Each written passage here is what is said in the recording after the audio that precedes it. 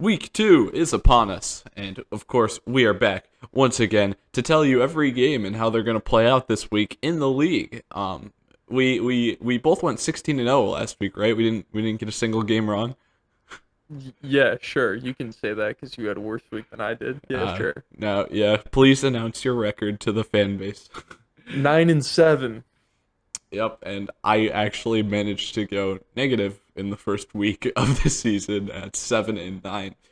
And then, of course, also in the upset games, I was 2-2, so I was 500 in those. And then the one game I locked, I also lost. So that's entertaining as well. Um, where do you sit in the locks and upsets? In my upsets, I was 3-1, and in my locks, I'm 1-0. Yeah, so that's a good baseline for what's been going on with us recently. So I think we gotta get through this quickly to make sure that we can watch Giants football team tonight. Um, and we've already got our prediction out for that one, so go check All that right. out if you haven't seen us talk about that game yet. But also the game will probably be over by now, so maybe watch the post game reaction. That's a better thing. Okay, let's start with the early slot on Sunday afternoon. Raiders at Steelers. What are you thinking here? I'm still holding true to that the Steelers are gonna only win 3 games. And I mean that came back to bite me. That whole narrative this offseason. They beat my favorite team week 1, but it's all downhill from here for the Steelers. I got Raiders an upset. What what how exactly is this going to play out then? Tell me how the Raiders are going to win this game. Okay. So one thing that held the Bills back from winning was special teams error, block punt, or it was a better play for the Steelers. I shouldn't say it was error. Matt Hawk took some time to get the punt up or whatever. And Josh Allen's just inability to put the ball on the money. Derek Carr, he put the ball on the money to Darren Waller. I mean, 10 times out of 19. And I don't really think the Steelers have anyone that could keep up with Darren Waller. Devin Bush might, but I think Darren Waller could get the best of him sometimes. At secondary, I mean, Henry Ruggs can torch him. Hunter Renfro, slot god. Uh, it's that their receiving core is interesting, and it can take apart a weak secondary, as shown against the Ravens, who even have one of the best corners in the game, and Marlon Humphrey as their number one. All right. I mean, we'll see about it. I have to say I'm going the opposite way this week. I think it's Pittsburgh. I think all the things that the Raiders took advantage of against Baltimore are not are not going to be as easy against Pittsburgh. It's going to be hard to put points on the board. Pittsburgh's the home team, so that's another edge they got. And just thinking about defense, I like Pittsburgh a lot more than Las Vegas. Offensively, I think I actually would say I like Vegas more, um, just in terms of what I think they can do as a whole. But I think the defense slows down Las Vegas's offense enough to make Pittsburgh the winner of this game in the end. So that's one of your upsets, is it not? Yes, that is one of my upsets. Okay, just had to make sure.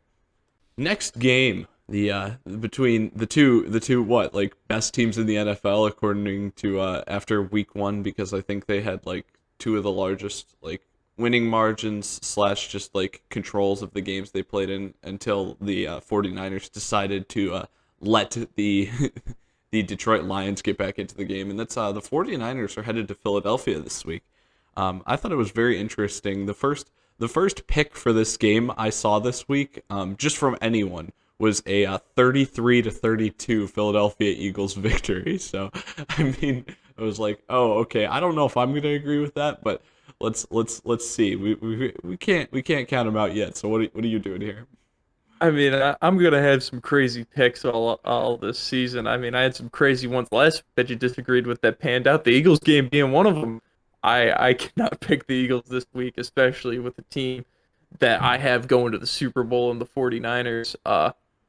But if the Niners do what they did against Detroit and they decide to just play prevent the rest of the game if they go up big in the first half, the Eagles can make that play on that more than the Lions can. I mean, Detroit's surge of offense there at the end was great, and I think the Eagles can, if they can pull that off, do that better than the Lions did because of the offensive talent that they have. Uh, but the Niners defense is too good, especially with an Eagles team that is just weak all around. Yeah, I mean uh I get why after 1 week you would want to do that, but just knowing how we've thought about these teams for a long time, I'm gonna need a larger sample size before I'm willing Hmm. to go with the Eagles and against the Niners. Yeah. Just got to see how Atlanta, Philadelphia, San Fran, and Detroit look against some other teams. But yeah, no, I'm definitely still heavily favoring San Francisco in my mind, but I'm actually going to be keeping a close eye on it just in case we really were like if Philadelphia wins this game this weekend. Holy cow, that's something wild. That will be like probably the biggest upset of the first 2 weeks of the season Oh from yeah. my perspective. Oh Um, yeah. yeah, but I, I don't see this it happening. next game though, could be even bigger if this upset happens. Uh, I don't see it playing that way, but the Texans travel to Cleveland, and I'm going with the Browns here.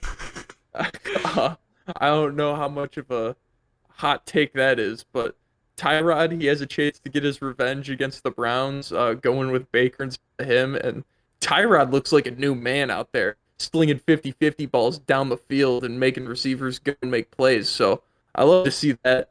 Love to see some growth from Tyrod in his like age 31 season.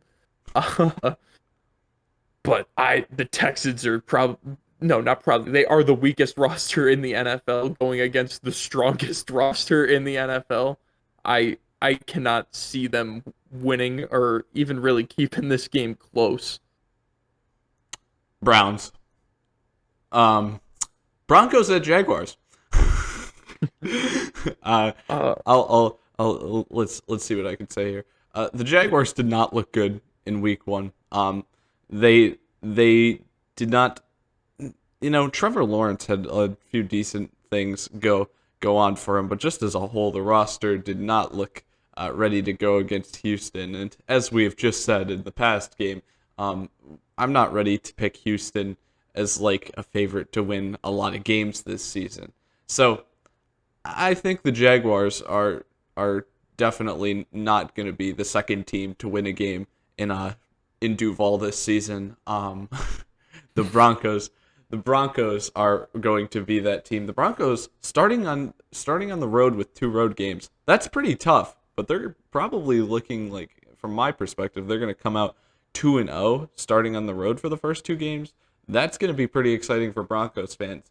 Even though I wouldn't say that we're getting them much ahead of like a middle of the road team right now, it's just a really good situation for them, and I think their team as a whole is just playing better than the Jaguars are.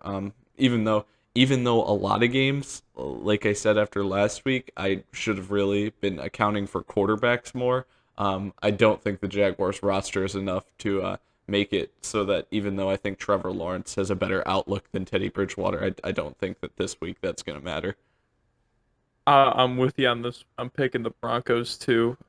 And this is going to be impressive for the Broncos, being they're not a West Coast team. They're a Mountain time zone, but a Western team going to the East Coast and picking up 2 dubs like that to start the season off be great for them, great for morale. And I mean, Teddy Two Gloves may be able to get him to the playoffs, maybe. But yeah, that Jacksonville O line is probably one of the weakest units in the NFL. And seeing what Bradley Chubb and Von Miller did against the Giants last week, I can't see the tackles that Jacksonville has doing anything to stop them. And that's secondary to the Broncos overloaded it.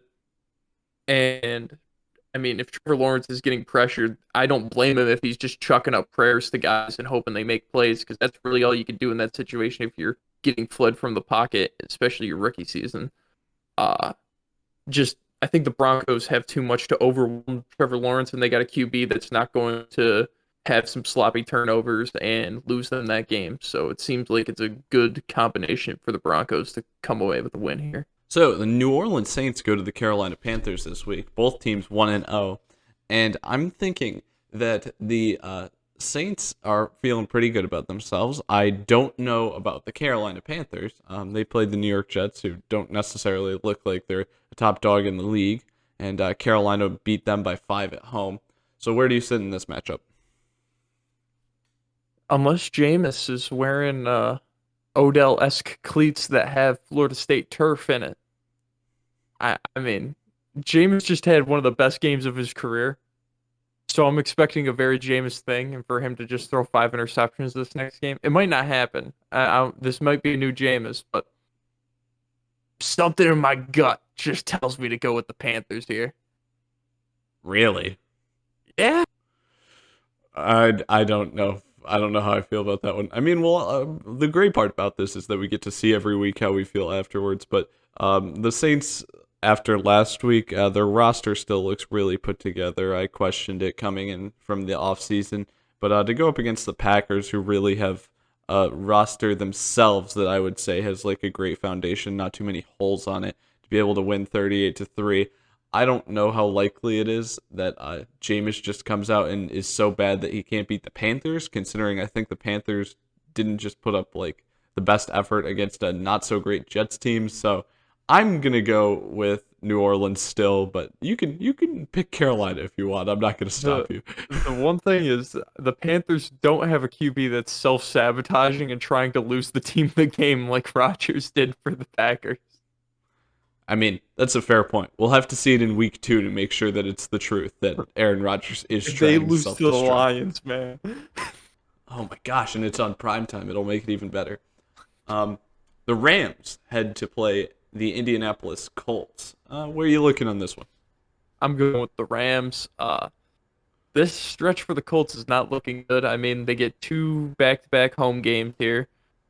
Uh, I just don't like Wentz against this defense. I mean, Wentz is on. He's a step above Andy Dalton, but even a step above Andy Dalton, I don't think is much against this Rams defense, and even the offense too. I mean, the Colts have playmakers on their defense, and maybe I'm just completely underrating this Colts defense, which I'll own up to that. But I just don't see Matthew Stafford getting stopped by this Colts defense when the Bears defense didn't even do anything to him. Yeah, I don't think the Rams offense is going to get slowed down. And it is very funny to see the Colts in the exact opposite situation that the Broncos are in, where the Broncos look like they have the chance to come out of 2 away games being 2-0, and the Colts have the chance to come out of 2 home games being 0-2. That is not a situation you want to be in. We knew the Colts would be in a tough spot. Still probably putting too much stuff together, whereas the Rams, most of their roster has stayed the same while just changing the quarterback that I trust more than the other quarterback that was switched in for the Colts this offseason, who also missed significant time over the past month. So that's why I'm going with the Rams as well.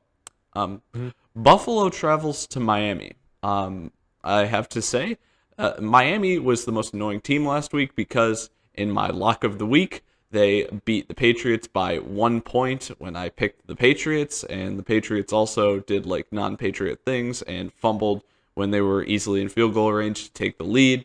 And actually, I guess that's the second year in a row now they've done that at one point or another, so that's not too great to see. But with that being said, I still don't love how Tua played. Josh Allen, warm weather, not against the Pittsburgh Steelers defense, and realistically, just games against the Dolphins normally have went pretty well for Josh Allen. I'm going to guess that trend continues, and I'm going to pick the Bills. But based off how they played against Pittsburgh last week, it's a lot less enthusiastically as it was opposed to before week 1. Yeah. Josh Allen did not look good against the Steelers, who, I mean, the Steelers front seven is great. Back four is not. Dolphins, on the other hand, their front seven's mediocre. That back four is one of the best units in the league. I got the Dolphins here. I mean, I win either way. If the Dolphins win, I'm right. If the Bills win, my favorite team wins. I'm going with the Dolphins here. After that poor showing by Josh Allen, dude, he needs to knock off the rust, and maybe this is the game that he knocks the rust off in, because it still looks like he had it, even in the tail end of that Pittsburgh game. But Josh Allen historically has owned the Dolphins in his career. Hoping he keeps that up, but I'm going with Miami. See, the problem I see here is that like I see Tua being capable of scoring 17 points each week, which is what he did last week. But the Bills scored 16 last week against Pittsburgh. The chances that they can't tack on one more field goal to get it to 19 and win this, not even going to say that it's a pretty win, but just I feel like that should happen. But yeah, I mean, it's the beginning of the year, a lot of question marks, and definitely not feeling too great about watching the Bills' performance last week. The Patriots headed to the Jets. Yeah, geez, have you seen the information about the Jets' offensive line? Oh my gosh, it's just terrifying to look at. It's like not. It was like so bad in week one. It's insane. Um, with that being said, Patriots still a very well coached football team. I can't imagine that they get off to an 0-2 start, especially against the Jets, who are a very young team trying to get everything meshed together properly. I'm going with the Patriots in this one. You lack a lot of imagination then. If you can't imagine this Patriots team starting 0-2. You mean your Mormon Manziel, baby. You mean he's your taking this one. He's taking this one. your AFC runner-up New England Patriots are about to To finish start 0-2, and so are my AFC East winning Buffalo Bills. Okay. So, I got the Jets in this one. I mean, Zach Wilson, he can run for his life. Can he do that for 60 minutes? I don't think he needs to. I didn't even mention the fact that you're picking a rookie quarterback versus Bill Belichick, which is like the most. You expect me to pick a rookie quarterback against Robert Saleh? Come on now. And I mean, what? That's my fourth upset if you count the Panthers one.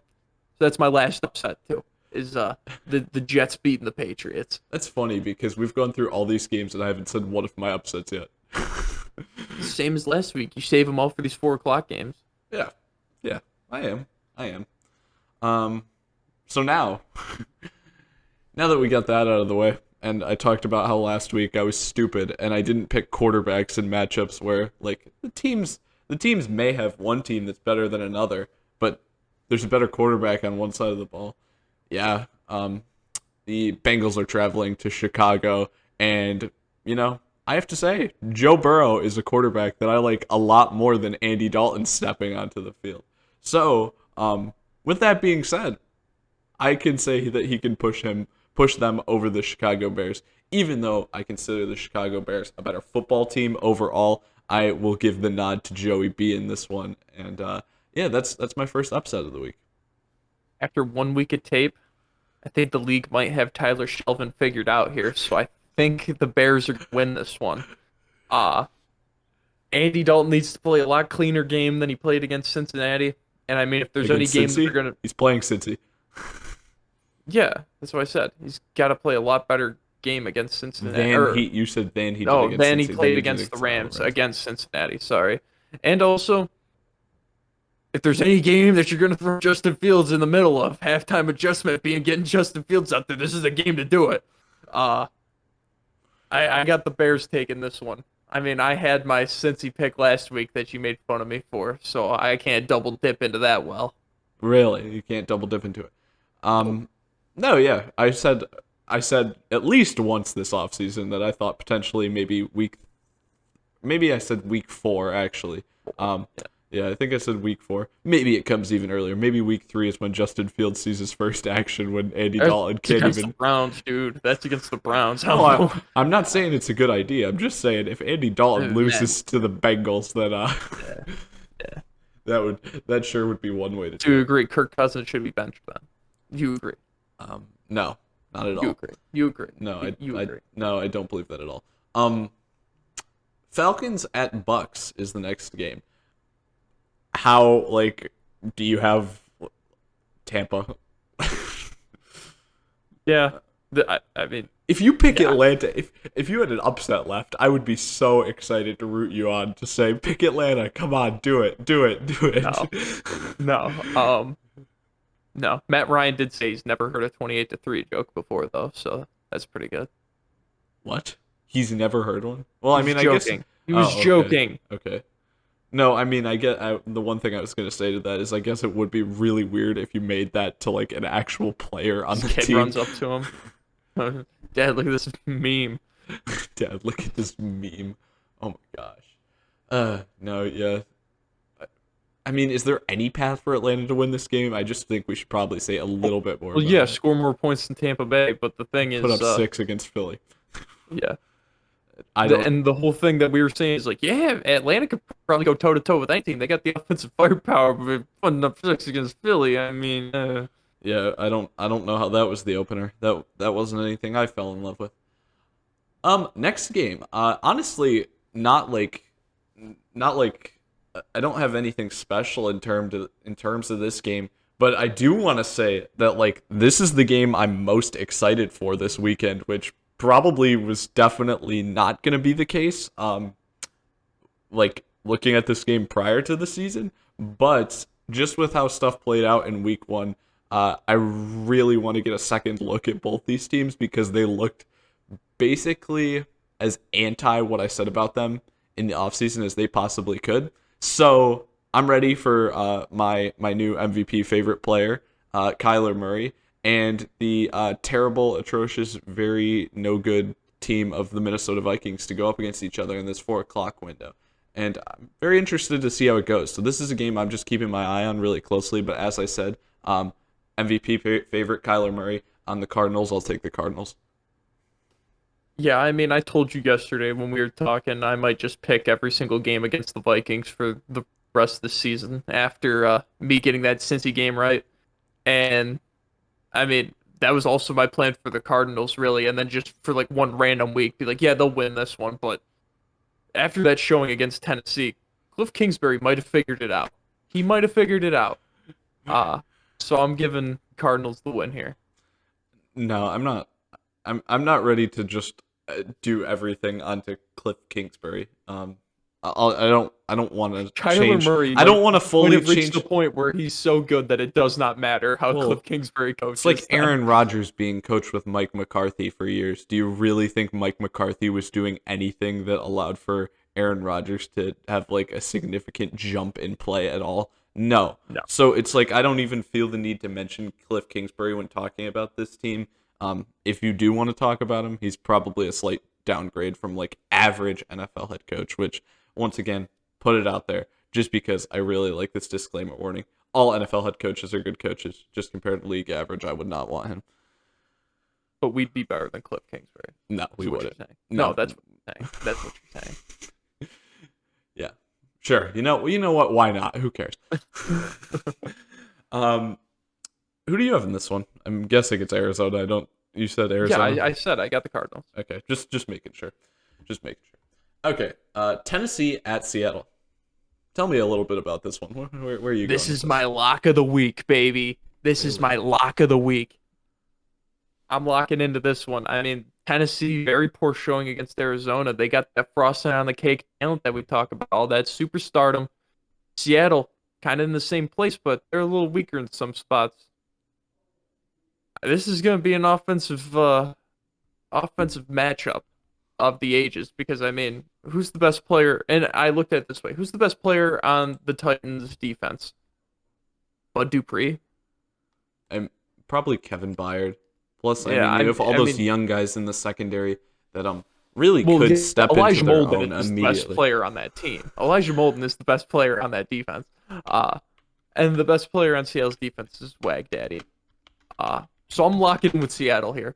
I got the Seahawks taking a dub and having the Titans, who I also have winning that division, starting off 0-2. A lot of good teams that I had this season starting off 0-2.